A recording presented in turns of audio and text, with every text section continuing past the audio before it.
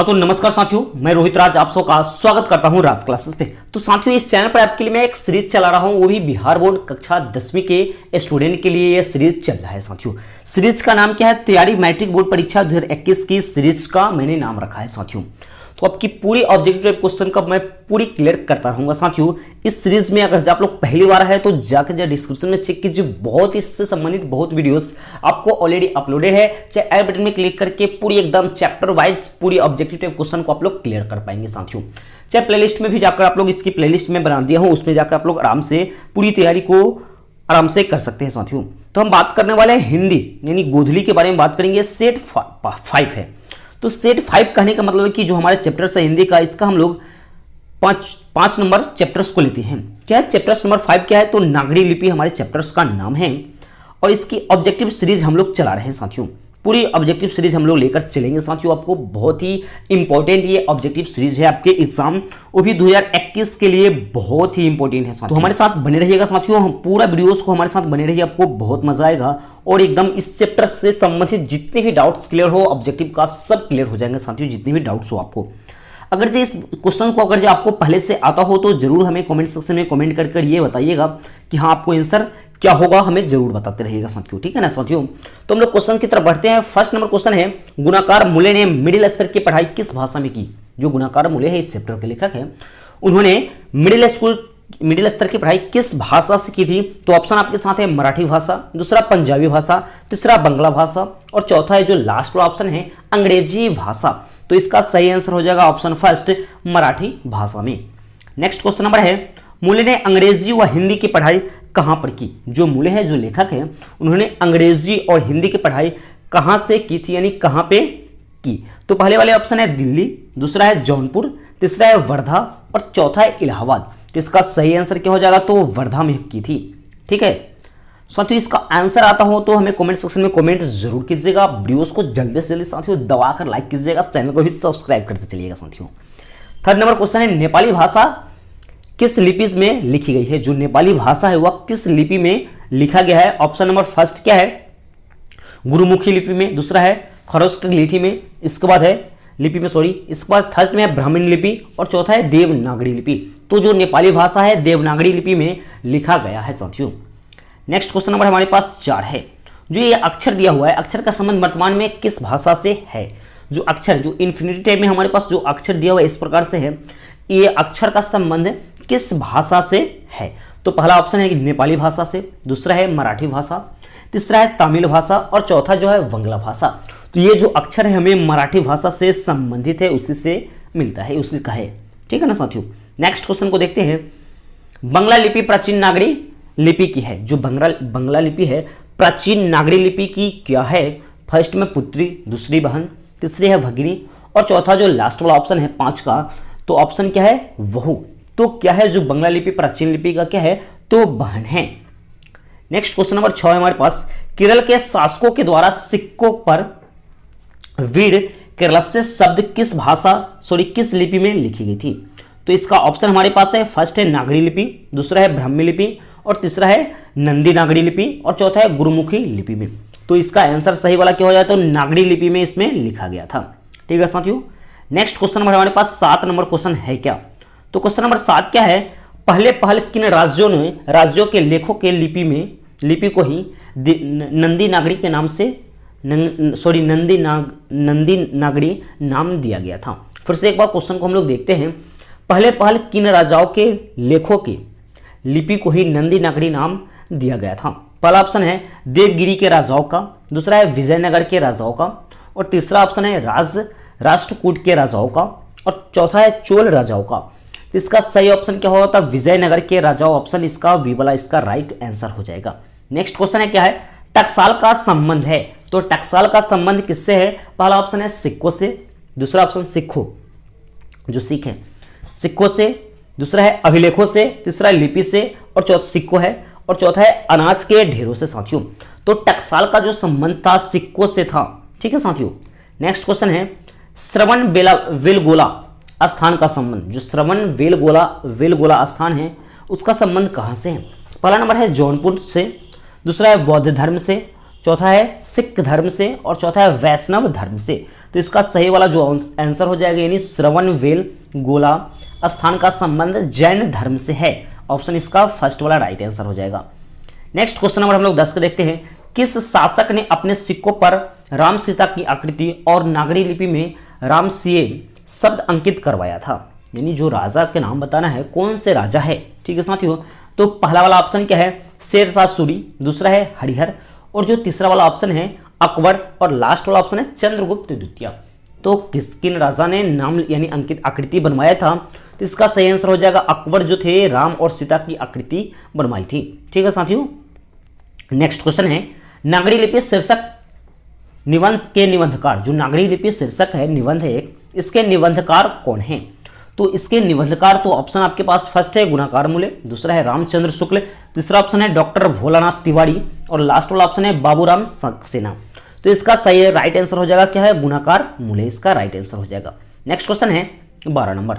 नागरी लिपि शीर्षक पाठ किस पुस्तक से लिया गया है? जो नागरी लिपि का शीर्षक पाठ है किस पुस्तक से लिया गया है? तो पहला नंबर है अक्षरों के ज्ञान, दूसरा है भारतीय लिपियों की कहानी, और तीसरा नंबर क्वेश्चन है अक्षर कथा, और लास्ट वाला ऑप्शन है इनमें से कोई नहीं, यानी इनमें कोई नहीं होगा। तो इसका ऑप्शन क्या हो जाएगा? राइट वाला आंसर हो जाएगा भारतीय लिपियों की कहानी, इसका आंसर हो जाएगा। नेक्स्ट क्वेश्चन है मराठी भाषा की लिपि कौन सी है? जो मराठी भाषा है उसकी लिपि कौन सी है? फर्स्ट में ब्राह्मी लिपि, दूसरा है देवनागरी लिपि, दूसरा है नंदी नागरी लिपि, और तीसरा है देवनागरी लिपि, और चौथा जो लास्ट वाला ऑप्शन है मराठी लिपि है। तो इसका कौन सा लिपि है? तो इसका देवनागरी लिपि है। 13 का सी वाला है हमारा राइट आंसर होते रहेगा साथियों। अगर साथियों ये सब क्वेश्चन आता हो तो आप लोग कमेंट सेक्शन में जरूर कमेंट कीजिएगा इसका आंसर। नहीं आता है तो आप लोग एक नोट बना लीजिएगा, हिंदी का पूरा एकदम ऑब्जेक्टिव सीरीज आप लोग बना लीजिएगा साथियों। चाहे वीडियोस को बार बार देखिए तो आपको पूरा क्लियर हो जाएंगे साथियों। नेक्स्ट क्वेश्चन है सिद्धम क्या है? जो सिद्धम है क्या है? फर्स्ट में मंत्र, दूसरा सिद्ध योगी, चौथा है तीसरा साधु, और चौथा है एक प्रकार की लिपि है। तो 14 नंबर का लास्ट यानी इसका ऑप्शन क्या हो जाएगा? आंसर क्या हो जाएगा? सिद्धम। तो सिद्धम है एक प्रकार का लिपि है। ऑप्शन क्या हो जाएगा? तो ऑप्शन डी इसका राइट आंसर हो जाएगा। नेक्स्ट क्वेश्चन है 15 नंबर। किसे देवनागरी की संज्ञा दी गई है? यानी इसमें बताया गया, इसमें जो ऑप्शन है इसमें किसको देवनागरी की संज्ञा दी गई है? पहला है प्रयाग, दूसरा काशी, तीसरा है मथुरा, और चौथा है उज्जैन। यानी किसको इनमें से देवनागरी की संज्ञा दी गई है? तो इसका सही आंसर हो जाएगा काशी को देवनागरी की संज्ञा दी गई है। नेक्स्ट 16 नंबर क्वेश्चन क्या है? मालवा में नागर लिपि का इस्तेमाल होता है, ऐसा किसने कहा? जो मलवा है उसमें नागर लिपि का इस्तेमाल होता है, ये ऐसी बात किसने कही थी? फर्स्ट में अल्बेरूनी, दूसरा है इवन मतुंता, दूसरा है मार्क पोलो, और चौथा जो लास्ट वाला ऑप्शन है देवराय प्रथम। तो इसका सही आंसर हो जाएगा हमारे पास अल्बेरूनी, इसका ऑप्शन फर्स्ट हो जाएगा अल्बेरूनी आंसर। नेक्स्ट क्वेश्चन हो जाएगा अमोघ वर्ष कौन था? अमोघ वर्ष जो है कौन था? एक विद्वान है, दूसरा प्रख्यात राष्ट्रकूट राजा, दूसरा है एक कवि, और चौथा जो ऑप्शन है लास्ट वाला राजवैद्य था। तो अब अमोघ वर्ष एक प्रख्यात राष्ट्रकूट राजा थे। नेक्स्ट क्वेश्चन है 18 नंबर क्वेश्चन है मिहिर भोज की ग्वालियर प्रशासित किस भाषा में है? जो मिहिर भोज की ग्वालियर है किस भाषा में प्रशासित है? तो फर्स्ट है प्राकृत, दूसरा ऑप्शन है अपभ्रंश, तीसरा है संस्कृत, और लास्ट वाला ऑप्शन है क्या है? हिंदी में है। तो इसका सही आंसर क्या हो जाएगा? तो संस्कृत, इसका सी वाला आंसर हो जाएगा। नेक्स्ट क्वेश्चन 19 नंबर क्वेश्चन क्या है? वेतमा कहाँ है? जो वेतमा है वह कहाँ पर है? फर्स्ट में इंदौर के पास, दूसरा इलाहाबाद के पास, तीसरा ऑप्शन है पुणे के पास, और चौथा जो लास्ट ऑप्शन है पटना के पास है। तो इसका सही है और राइट आंसर हो जाएगा ऑप्शन ए, इंदौर के पास है वेतमा। ठीक है ना साथियों। नेक्स्ट क्वेश्चन हम लोग 20 की तरफ बढ़ते हैं। क्वेश्चन नंबर क्या है? ईसा की 14वीं 15वीं सदी के विजयनगर के शासकों ने अपने लेखकों की लिपि को कहा, यानी क्या कहे थे? पहला ऑप्शन है नंदी नागरी, दूसरा वाला ऑप्शन है देवनागरी, तीसरा ऑप्शन है गुजराती, और लास्ट वाला ऑप्शन है ब्राह्मी लिपि। तो उन्होंने कौन सा लिपि कहे? तो नंदी नागरी लिपि, यानी फर्स्ट वाला इसका आंसर हो जाएगा। नेक्स्ट क्वेश्चन हमारे पास 21 नंबर क्वेश्चन क्या है? हिंदी लिखी जाती है, जो हिंदी है लिखी जाती है कौन सी भाषा में, यानी कौन सी लिपि में लिखी जाती है? तो पहला वाला ऑप्शन है देवनागरी लिपि में, दूसरा है खरोष्ठी लिपि, तीसरा है गुजराती लिपि, और चौथा है ब्राह्मी लिपि। तो इसका सही आंसर क्या हो जाएगा, हिंदी जो लिखी जाती है हमेशा देवनागरी लिपि में लिखी जाती है साथियों। नेक्स्ट क्वेश्चन है 22 नंबर, विजयनगर के राजाओं के लेखों की लिपि को नाम दिया गया है। ये जो विजयनगर के राजा उसके लेखों की लिपि का नाम क्या दिया गया है, तो पहला ऑप्शन है ब्राह्मी लिपि, दूसरा है सिद्धम लिपि, तीसरा है नंदी नागरी लिपि और लास्ट वाला ऑप्शन है नागरी लिपि। तो वहाँ के विजयनगर के जो राजाओं हैं उनकी लिपियों की जो नाम लिया गया था कौन सा, नंदी नगरी नागरी लिपि है। नेक्स्ट 23 नंबर क्वेश्चन हमारे पास है, नागरी लिपि कब एक सर्वाधिक लिपि थी, यानी सर्वदेशिक, नागरी लिपि कब एक सर्वदेशिक लिपि थी। तो पहला है 15वीं सदी में, दूसरा है ईसा पूर्व काल में 8वीं से 11वीं सदी में और लास्ट वाला ऑप्शन क्या है, इनमें से कोई नहीं यानी कभी नहीं है। ठीक है साथियों, तो इसका आंसर हमारे पास हो जाएगा क्या, तो 8वीं से 11वीं सदी में हुआ था। नेक्स्ट क्वेश्चन नंबर 24 है, पहले दक्षिण भारत की नागरी लिपि क्या कहलाती थी, यानी पहले जो दक्षिण भारत की नागरी लिपि थी क्या कहलाती थी। फर्स्ट ऑप्शन है नागरी लिपि नंदी नागरी, दूसरा है कोकनी, तीसरा है ब्राह्मी लिपि और चौथा है सिद्धम लिपि। तो इसका सही आंसर क्या हो जाएगा, तो सिद्धम लिपि कहा जाता था। नेक्स्ट क्वेश्चन है हमारे पास 25 नंबर, गुणाकार मूल्य का जन्म कब हुआ। जो गुणाकार मूल्य यानी लेखक है उनका जन्म कब हुआ था, तो पहला ऑप्शन है 1935, दूसरा ऑप्शन है 1936, तीसरा ऑप्शन है 1937 और लास्ट वाला ऑप्शन है 1938 ईस्वी। तो नागरिक यानी गुणाकार मूल्य है यानी इसके जो लेखक है उनका जन्म हुआ था 1935 ईस्वी में उनका जन्म हुआ था। नेक्स्ट क्वेश्चन नंबर 26 है, गुणाकार मूल्य का जन्म कहाँ हुआ था, यानी जो गुणाकार मूल्य है उनका जन्म कहाँ हुआ था। तो पहला ऑप्शन है केरल, दूसरा तमिलनाडु, तीसरा महाराष्ट्र और चौथा और लास्ट वाला ऑप्शन क्या है, उत्तर प्रदेश। तो इसका सही आंसर हो जाएगा महाराष्ट्र, इसका सी ऑप्शन सही हो जाएगा। नेक्स्ट क्वेश्चन है, उन्होंने किस पुस्तक में पुरानी लिपियों की विस्तृत जानकारी दी, यानी कौन सी पुस्तक में उन्होंने पुरानी लिपि की विस्तृत जानकारी दी। पहला वाला ऑप्शन है संस्कृत, दूसरा है अक्षर कथा, तीसरा है प्राचीन भारत का इतिहास और लास्ट वाला ऑप्शन है पूरा लिपि शास्त्र। तो इसका सही आंसर ऑप्शन क्या हो जाएगा, तो ऑप्शन बी अक्षर कथा में। 28 नंबर क्वेश्चन है, गुप्तों की राजधानी, जो गुप्तों की राजधानी को क्या कहा जाता होगा, जो गुप्तों की राजधानी है उसको क्या कहा जाता होगा। पहला है पाटलिपुत्र, दूसरा है कुसुमपुर, तीसरा है बिलासपुर और लास्ट वाला ऑप्शन है देवनगर। तो इसका सही आंसर क्या हो जाता है, तो देवनगर उसको कहा जाता होगा। 29 नंबर क्वेश्चन है, गुणाकार मूल्य ने विभिन्न विषय पर कितने निबंध लिखे, यानी अलग अलग विषय पर कितने निबंध इन्होंने लिखे हैं।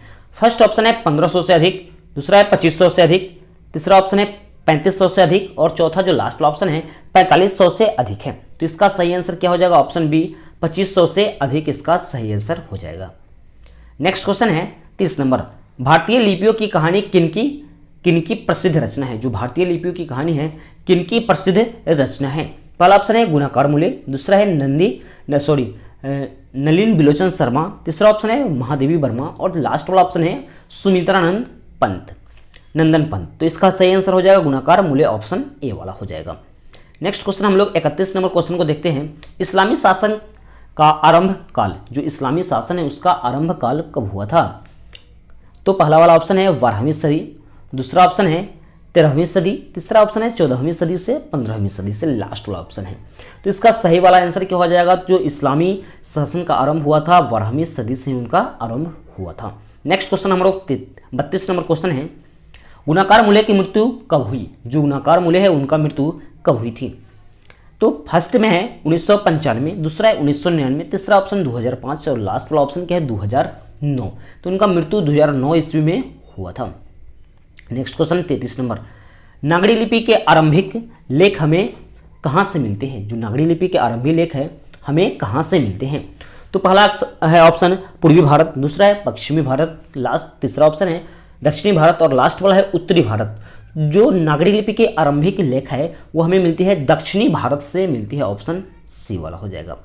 नेक्स्ट क्वेश्चन है 34 नंबर क्वेश्चन क्या है, बेतमा दान पत्र किस समय का है। जो बेतमा दान पत्र है वह किस समय का है।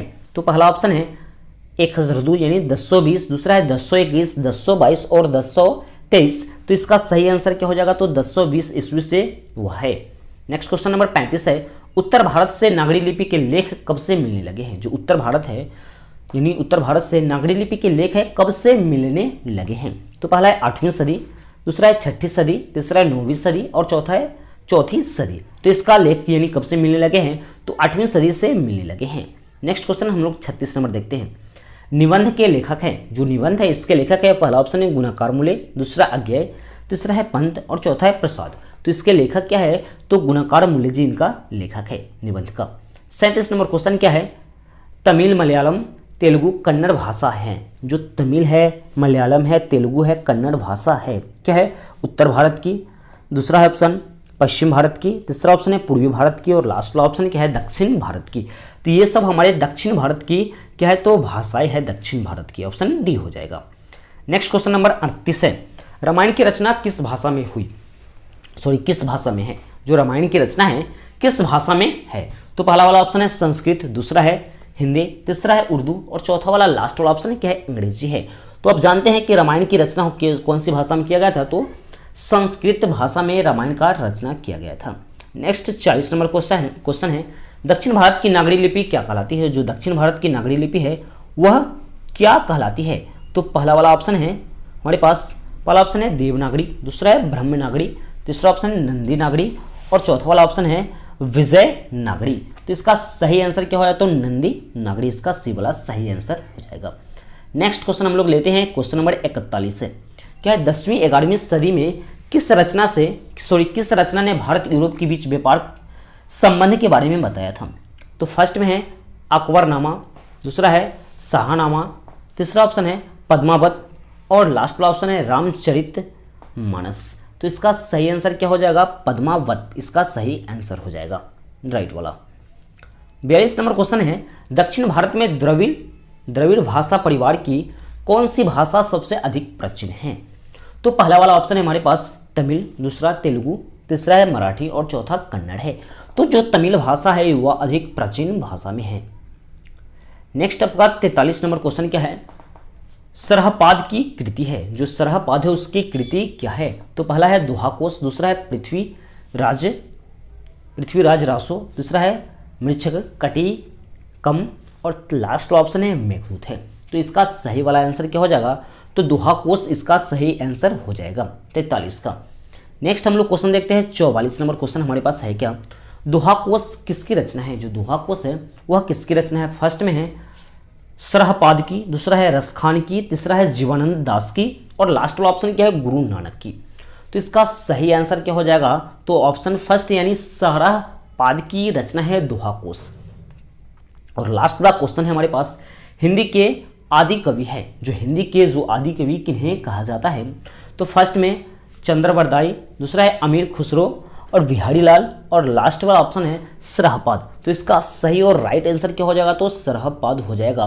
साथियों ये सभी 45 क्वेश्चन आपके लिए बहुत ही इंपॉर्टेंट है। साथियों इस क्वेश्चन को आप लोग प्रैक्टिस जरूर कीजिएगा और अगर जो आप हमारे चैनल पर नए हैं तो चैनल को जरूर सब्सक्राइब कर लीजिएगा, बेल नोटिफिकेशन भी ऑन कर दीजिएगा ताकि मेरे वीडियो का नोटिफिकेशन आपको मिलता रहेगा। और इस वीडियोस को ज़्यादा से ज़्यादा अपने सभी साथियों में शेयर करते रहेगा साथियों, क्योंकि सभी साथियों की ये जानकारी हो पाए कि राज क्लासेस एक सीरीज चला रही है, हमारे बिहार बोर्ड वाले जितने स्टूडेंट हैं सभी के लिए एक सीरीज चला रहे हैं हम लोग, जिससे आपकी बोर्ड परीक्षा की जो तैयारी है कक्षा 10वीं की बहुत ही अच्छे प्रकार से हो सके साथियों। तो मिलते हैं नेक्स्ट वीडियो में, तब तक के लिए जय हिंद।